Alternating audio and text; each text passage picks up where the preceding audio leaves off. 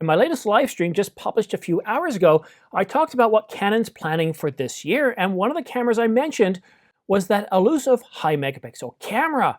A camera that's going to be based on the R5 and that should have in excess of 100 megapixels. I also said that Sony's working on the same at around 102 megapixels. Well, apparently Canon rumors heard me and they published an update. They said that getting from a known source that Canon is going to deliver a high megapixel camera, but instead of being 100 plus megapixels, it's only going to be 75 megapixels. Now, there's no mention of whether this is going to be a stacked BSI sensor.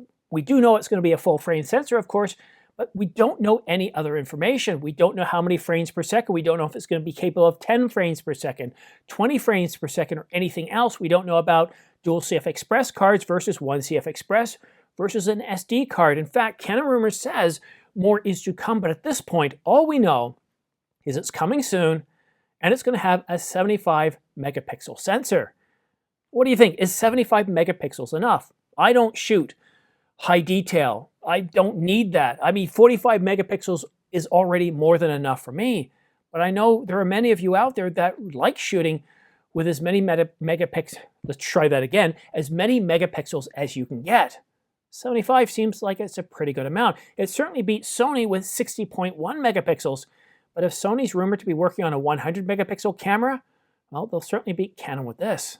The question is, what are the capabilities of this camera besides megapixels? I wouldn't be surprised it has the same dual pixel autofocus 2 that's in the R3, the R5, and the R6. But what else will it get? Now, as far as video capabilities, don't expect this to be a video powerhouse. This is all about stills. It's about shooting stills with as much information as they can get. Dynamic range, ISO performance, getting that detail from what the lens can see and putting it down onto the sensor. The R system is designed to be able to handle an awful lot of data. But what is the camera body going to be like? And that's the real test here. 75 megapixels as a number sounds great, but when you take all that data and you bring it through the sensor, you have the processor working, you send it through the bus to the CFexpress card, what happens in between? How is it being processed? How is the light being gathered? If it uses a BSI stacked sensor, this will greatly help with the quality, with the dynamic range, and the ISO performance.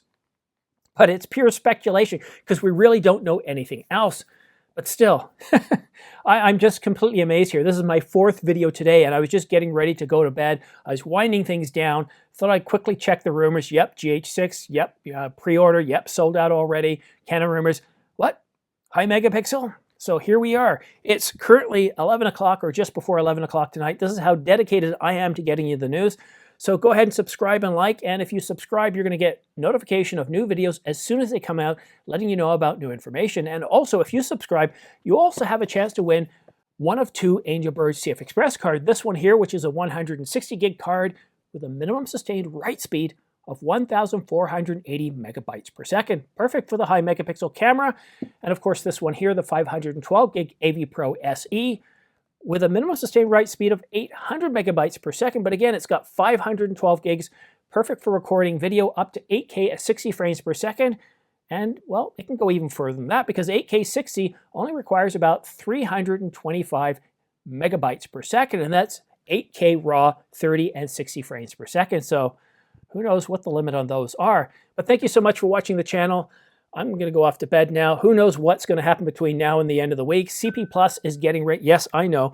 CP Plus is kicking up. The online show starts tomorrow, and it looks like, well, I guess it's already tomorrow in Japan, which is why we're starting to get leaked information about a high megapixel version of what is likely going to be based off of the R5.